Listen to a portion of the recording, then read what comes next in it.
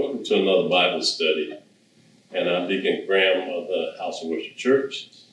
And we're going to do something different today. We're going to discuss a storyline, which I love storylines.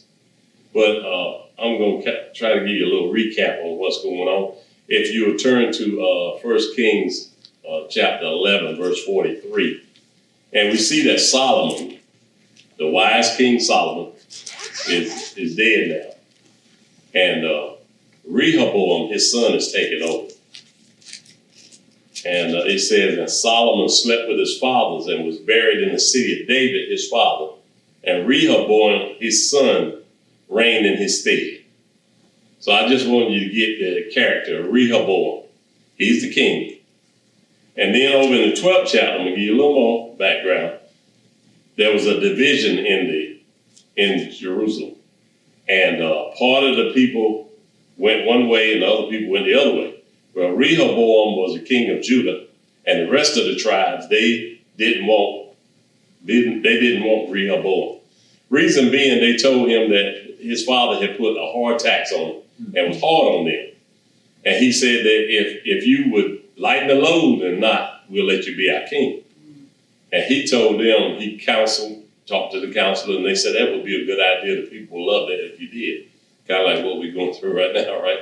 And he didn't listen to them. He told them, yes, it's going to be hard. And you think the whip was something, I'm going to sting you with scorpions. So that was terrible, And we see some good kings and some bad kings, right? Sure. But the thing that intrigued me the most was chapter 13. And we'll begin in that chapter. And there's going to be a lesson at the end that we're going to probably discuss it a little bit.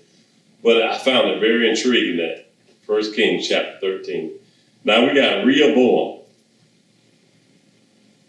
And then we got Jeroboam. Well, Jeroboam, we're going to see what he was up to. 13th chapter, 1 Kings. 13th chapter. And behold, there came a man of God out of Judah by the word of the Lord unto Bethel. And Jeroboam stood by the altar to burn incense. Now, Jeroboam was the king of the other part, right? So he decides to set up an altar at Bethel and Dan. So he's at Bethel burning incense. And they're not worshiping God, right? He's setting up altars and he's worshiping something else besides God. Okay? Now, the strange thing about this, there were two prophets involved, a little young prophet and an old prophet. And their names were given. And this chapter is not about a personal recognition, but obedience to God. Okay? So I'm going to give that away a little bit right there. So, and behold, there came a man of God out of Judah by the word of the Lord unto Bethel. And Jeroboam stood by the altar to burn incense. And he cried against the altar in the word of the Lord and said, O altar, thus saith the Lord, behold, a child shall be born unto the house of David, Josiah by name. Remember that name. That's going to be an important name later on. But he's telling him, he's crying against the altar, telling him, O altar, there's going to be a child born. His name's going to be just Josiah. And upon thee shall he offer the priests of the high places that burn incense upon thee, and men's bones shall be burnt upon thee. So he's telling the altar that Josiah's going to come along, and he's going to put an end to this priest burning incense to the wrong God, worshiping other gods. And he gave a sign the same day, saying, this is a sign which the Lord has spoken. Behold, the altar shall be rent, and the ashes that are upon it shall be poured out. And it came to pass when the king Jeroboam heard the saying of the man of God, which had cried against the altar in Bethel, that he put forth his hand from the altar, saying, lay hold on him. So now, this man is telling Jeroboam, ain't got no name, there's no prophet name, but he is a prophet. He's telling him what's going to happen. So Jeroboam reaches out to grab him. And guess what happens? His hand dries up. It dried up. So I can't imagine. He couldn't draw it back either. Can you imagine him trying to lay his hands on the man of God? You telling him what God told him was going to happen. And he feel like he could just grab a hold of him. That's something. And then Psalm 105 and Chronicles 16:22 say, touch not my anointed and do my prophet no harm. Right? They need to read the word, don't they? Yeah. Okay. So, and it came to pass when King Jeroboam heard the saying of the old man of God, which had cried against the altar in Bethel, that he put forth his hand from the altar, saying, lay hold on him. And his hand, which he put forth against him, dried up, so that he could not pull it in again to him. The altar also was rent, and the ashes poured out from the altar. Can you imagine the altar with ashes on it, and he telling him that this altar is going to be rent, and then just as soon as he say that, it's split in half, and the ashes just pour out on the ground. Just like he said, like, you ain't got to wait for this, it's coming right now. So the altar also was rent, and the ashes poured out from the altar, according to the sign which the man of God had given by the word of the Lord. And the king answered and said unto the man of God, see, no name, right? Names are not important. It's just being obedient to God. Entreat now the face of the Lord thy God, and pray for me that my hand may be restored me again. And the man of God besought the Lord, and the king's hand was restored him again, and became as it was before. Now, ain't that something? It sounds like he having a change of heart. But you would be surprised. Right? Now, I would have done what that man of God said. What do you need me to do? That would be all I need, right? Wouldn't it you? And the king said unto the man of God, come home with me and refresh thyself, and I will give thee a reward. And the man of God said unto the king, if thou wilt give me half thine house, I will not go in with thee, neither will I eat bread nor drink water in this place. And you know what? For so was it charged me by the word of the Lord, saying, eat no bread nor drink water, nor turn again by the same way that thou camest. So I don't want you to eat no bread, I don't want you to eat no water, and I don't want you to go back the same track you went. So now, in the custom of the day was the king invite you to eat, or anybody invite you to eat. If you ate with them, then you agreed with them. That's right. And he was telling them, I can't eat with you because I don't agree with what you're doing. He didn't repent. Y'all notice Jeroboam did not repent. He didn't say, I'm going to change. All he want to do, come on, eat with me at my house. And he said, the Lord told me, don't eat no bread, don't drink no water, and don't go back the same way you came. All right? So he on the right track. He sound like he doing what God told him to do, right? 10th verse. So he went another way and returned not by the way that he came to Bethel. He obeyed God, right? Now there dwelt an old prophet in Bethel. Old prophet. No name, right? And his sons came and told him all the works that the man of God had done that day in Bethel. The words which he had spoken unto the king, them they told also to their father. So this old prophet, old man, his sons told him, said, Daddy, there was a prophet there, and he told him that the altar was going to be rent, the ashes was going to be pulled out, and it cracked, and the king reached out for him, and his hand shriveled up, and he healed the king's hand, and now he done went on his way. And their father said unto them, what way went he? For his sons had seen what way the man of God went, which came from Judah. And he said unto his sons, saddle me the donkey. So they saddled him the donkey, and he rode thereon. Okay? So he going after him. And he went after the man of God and found him sitting under an oak tree. And he said unto him, art thou the man of God that camest from Judah? And he said, I am.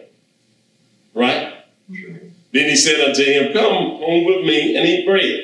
And he said, I may not return with thee, nor go in with thee, neither will I eat bread nor drink water with thee in this place. For it was said to me by the word of the Lord, thou shalt eat no bread nor drink water there, nor turn again to go by the way that thou camest. And he said unto him, I am a prophet, also as thou art. I'm a prophet just like you. And the angel spake unto me by the word of the Lord, saying, bring him back with thee into thine house, that he may eat bread and drink water. But he lied unto him. You hear this, a prophet telling a lie. Now, what purpose? I was asking the Lord, what purpose was this? You know, why? Why would he do this? And if you thought concentrating on that, you'll miss the point. Mm-hmm. The main thing is obedience to what God told you to do. Right. You know what I mean? If he tells you to do something, be obedient to it. Now, it don't matter if it's a prophet, a king, or an angel. It said, come to you. If it ain't of God, you know what I mean? You're not supposed to listen, right? That's right. But he didn't question. Now, the same God that was talking to him and told him to go to Bethel, why didn't he consult that God and say, well, let me consult the Lord? That's right. See what well, he trusted him, right? He trusted him, but he lied unto him. So he went back with him and did eat bread in his house and drank water. And it came to pass that they sat at the table, that the word of the Lord came unto the prophet that brought him back. And he cried unto the man of God that came from Judah, saying, now, isn't this something? God is using this lying prophet to prophesy a word to him. That's ironic, right? And it came to pass as they sat at the table that the word of the Lord came unto the prophet that brought him back. So that's the lying prophet that brought him back. And he cried unto the man of God that came from Judah, saying, thus saith the Lord, for as much as thou hast disobeyed the mouth of the Lord and hast not kept the commandment which the Lord thy God commanded thee, but camest back and has eaten bread and drunk water in the place of which the Lord did say to thee, eat no bread and drink no water, thy carcass shall not come into the sepulchre of thy fathers. Now, can you imagine that they had a tomb and his father, it was his father's tomb, whoever died first, you'd be buried in that tomb. But the Lord prophesied to that lying prophet, told him, tell him this for me, and he said, because you disobeyed, you won't be buried where you thought you were. A lot of people, they die up north and they live down here in North Carolina. They try to bring them back down here, right? So he would let him know, you're not going to be buried in your father's sepulchre. And it came to pass after he had eaten bread and after he had drunk that he saddled for him the donkey to wit, for the prophet whom he had brought back. So he gave him a donkey to ride. And when he was gone, a lion met him by the way and slew him. And his carcass was cast into the way, and the donkey stood by it. The lion also stood by the carcass. And behold, men passed by and saw the carcass cast in the way, and the lion standing by the carcass, and they came and told it in the city where the old prophet dwelt. So it wasn't like you got attacked by a lion, and it was just your hard luck. But God was showing him that even that lion is going to obey me. I just want you to kill the prophet for disobeying my word. I don't want you to harm that donkey that's sitting there. I don't want you to eat this carcass, this man. I just want you to just sit there. Can you imagine a lion sitting there and a donkey sitting right there and his body laying in the middle of the road? And the lion's natural ability is to kill and eat, right? But God was in control of that lion. That lion obeyed God. And it's amazing. I wanted to tell everybody, I wish everybody was here, that people prophesy to you every day. Have you ever been to a church and somebody said, the Lord told me to tell you this? Not saying that every prophecy is a lie, but you need to try the Spirit by the Spirit and ask God to give you a spirit of discernment. You know what a spirit of discernment is to know whether they're telling you the truth or not. And my mama used to say, if you would even try to tell something wrong, she would say, the Spirit quicken me and let me know you're lying. And then you might well come clean. You might well go tell it, call. I got his eyes on you. And that's a spirit of discernment, that you can't pull the wool over my eyes. We had one prophet, matter of fact, a minister told some of mama members that the Lord told me, y'all supposed to be working with me. And they asked mama, and she said, the Lord ain't told me nothing now. It's up to y'all. Y'all can go with him if you want to. But the Lord has not told me anything. Now, ain't that something? They come into the house of God and be stealing folk members with false prophecy. You have to be careful, right? Okay. So now we got this donkey standing there. The donkey standing there. The lion standing there. The carcass is there. The man of God done lied, and God used him. That's probably the first time he ever prophesied the truth, maybe. I can't say for sure. And the prophet took up the carcass of the man of God and laid it upon the donkey and brought it back. And the old prophet came to the city to mourn and to bury him. It's just amazing how he must have said, I had no reason to do that. But it was a test to that prophet to see God was saying, will you obey my words? Right? God is telling us, will you obey my words? I gave you the pattern. I told you what to do. Will you obey it? Or will you let man fool you that God really didn't mean it like that? And he laid his carcass in his own grave, and they mourned over him, saying, alas, my brother. And it came to pass after he had buried him that he spake to his son, saying, when I am dead, then bury me in the sepulchre wherein the man of God is buried. Lay my bones beside his bones. Sound like he had a remorse, didn't he? He just figured, he trying to be big shot. Now I can imagine this. He trying to be big shot because you come to a king boldly and say you're wrong. You're not supposed to be burning incense on that altar. And come to find out, it was actually 2 golden calves that they had made. One in Bethel and one in Dan. So he come to the king boldly and told him, say, you're not supposed to be doing this. This is not what God meant. And what Jeroboam, the whole thing behind Jeroboam was, he didn't want his followers going to Jerusalem to worship. And King Rehoboam is there. And he figured they would say, okay, this is the right way to worship. So we're going to let Rehoboam be our king. So he was worried about them going there. So he set up 2 altars, one in Bethel, one in Dan, to keep his followers together. Like somebody trying to keep, taxes and all that, and what they can do for you. So he had the wrong, Jeroboam had the wrong mind.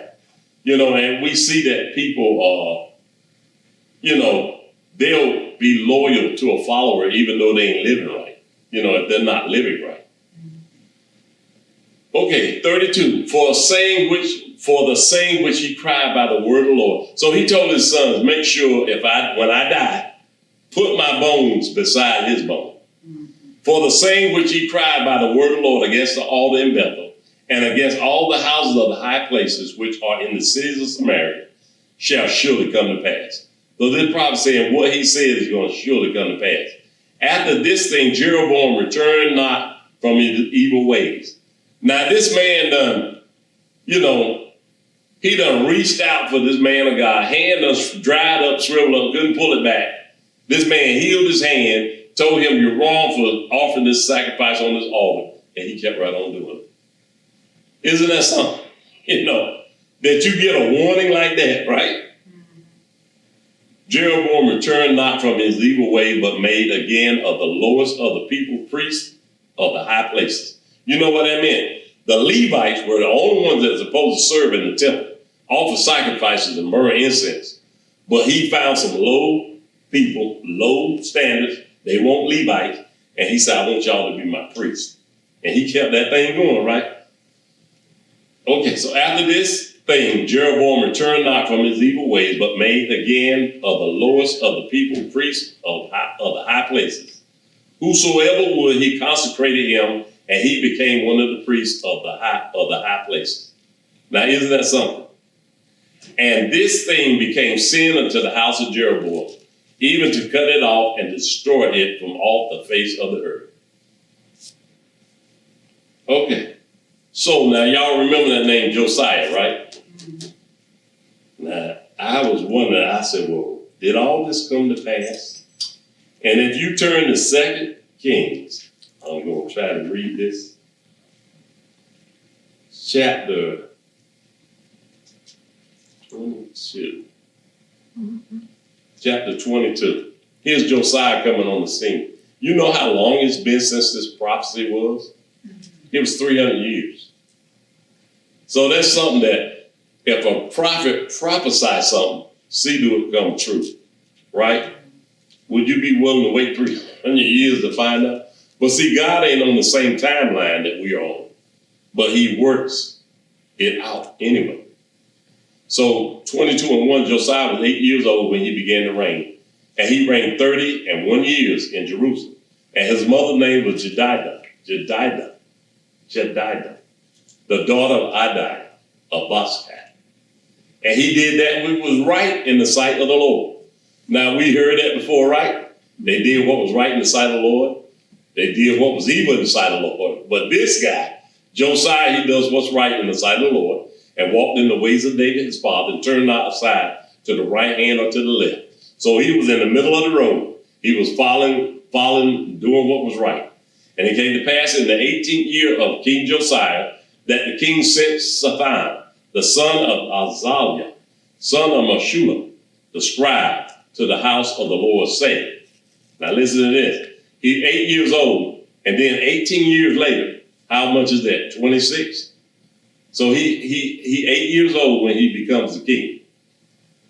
18 years later, he's 26 years old, and he sends a scribe to look for something, right? Go up to Hilkiah, the high priest, that he may sum the silver which is brought into the house of the Lord, which the keepers of the door have gathered of the people, and let them deliver it into the hand of the doers of the work that have oversight of the house of the Lord, and let them give it to the doers of the work which is in the house of the Lord, to repair the breaches of the house, trying to fix things up, right? Get it back, right? Unto the carpenters, builders, masons, to buy timber and to hew stones to repair the house. Okay, so let me skip down a little bit.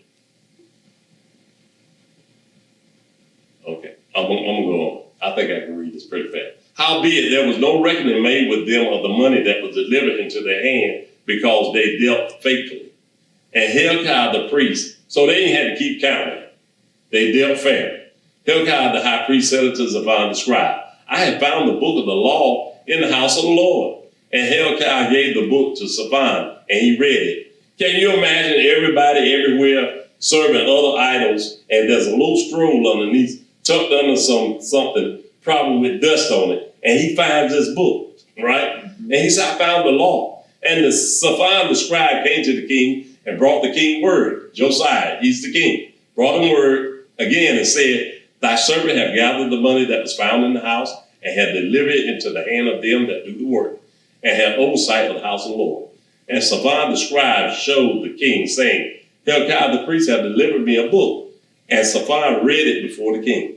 Now he's reading Josiah this book, and it came to pass when the king had heard the words of the book of the law that he rent his clothes. Can you imagine? He's the king now, right? And he sees how out of order everything is. And so he rings his clothes and said, we is on the wrong track. We got to get on the right track. And the king commanded Hilkiah the priest and Ahikam, the son of Shaphan, and Achbor, the son of Micaiah, and Shaphan the scribe, and Asahiah, a servant of the king, saying, go ye inquire of the Lord for me, for the people, and for all Judah concerning the words of this book that is found. For great is the wrath of the Lord that is kindled against us, because our fathers have not hearkened unto the words of this book, to do according to all that which is written concerning us. So ain't he on the right track? He said, consult the Lord.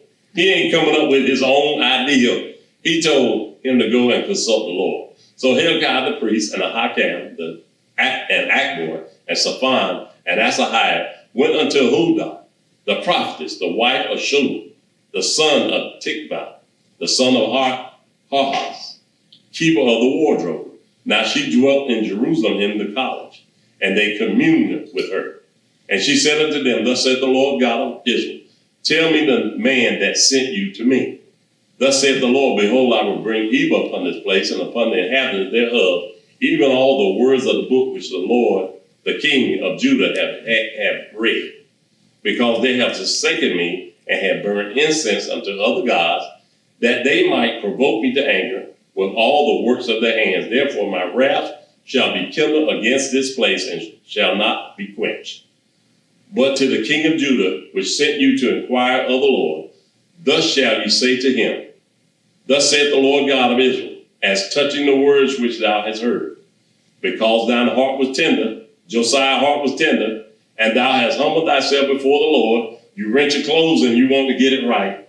When thou heardest that I spake against this place and against the inhabitants thereof, that they should become a desolation and a curse, and hast rent thy clothes and wept before me, I also have heard thee, saith the Lord. Don't God see you when you're trying to do right?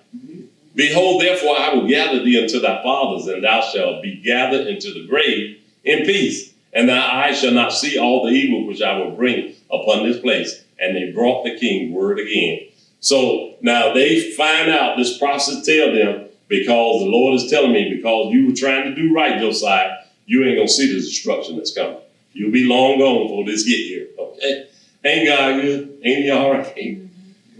Okay. So switching over here to 23, and I'm going to try to find where I should be. So Josiah get busy. He get busy tearing up stuff and tearing down stuff. I think I might got time to read. And the king sat, and they gathered unto him all the elders of Judah and of Jerusalem.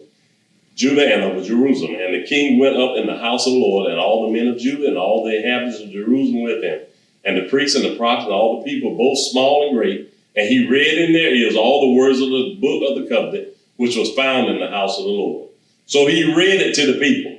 I want y'all to hear what the Lord expects out of you, this covenant.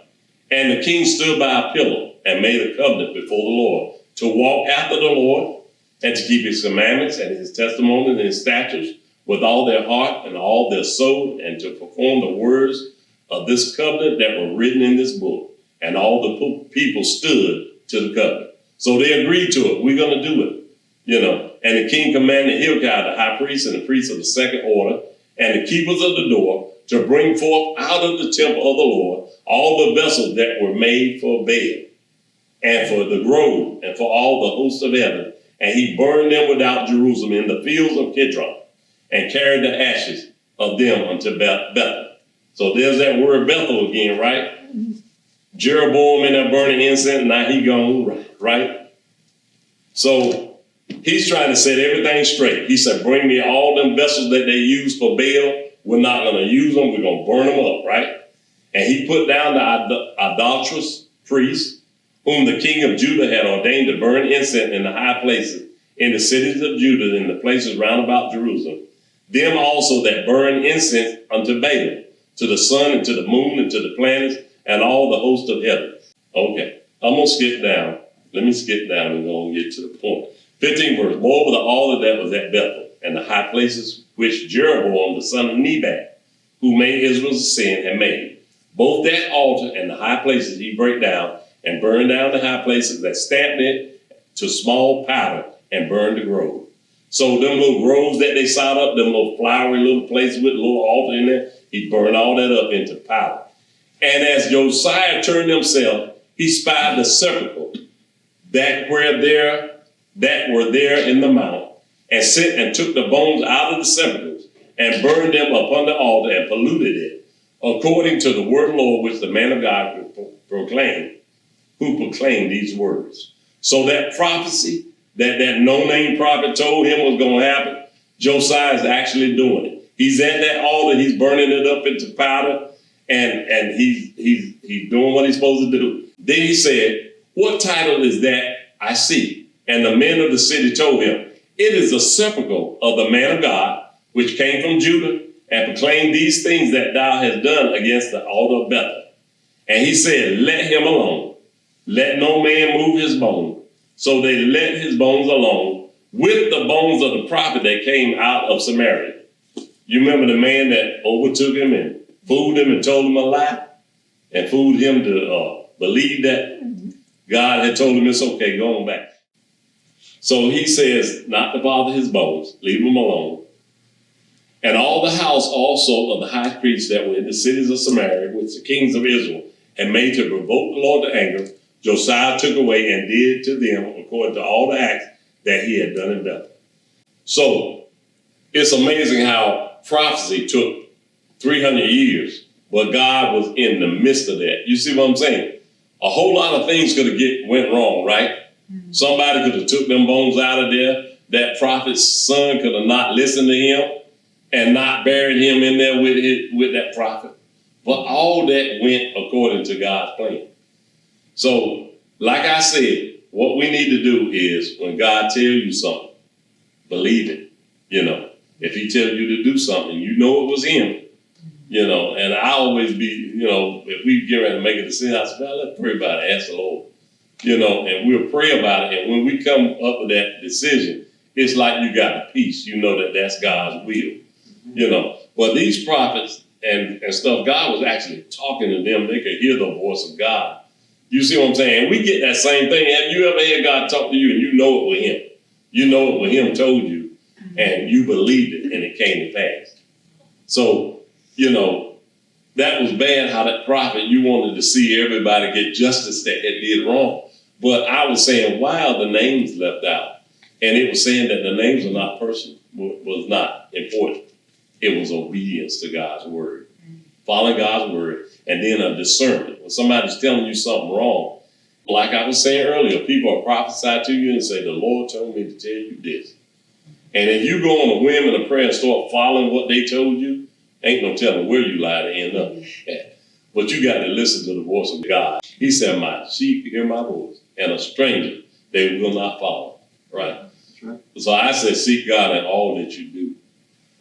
But this was so amazing to me that Josiah, at 26 years old, he knew that we're on the path of destruction. So it showed you that a good king can turn things around. That's right. Just like a bad president that's doing all the evil things and not looking out for people like he's supposed to. But a good president will turn things around. No matter how bad it gets, God is still on the throne. He's still working. It took 300 years for that prophecy to come through, true. And it did.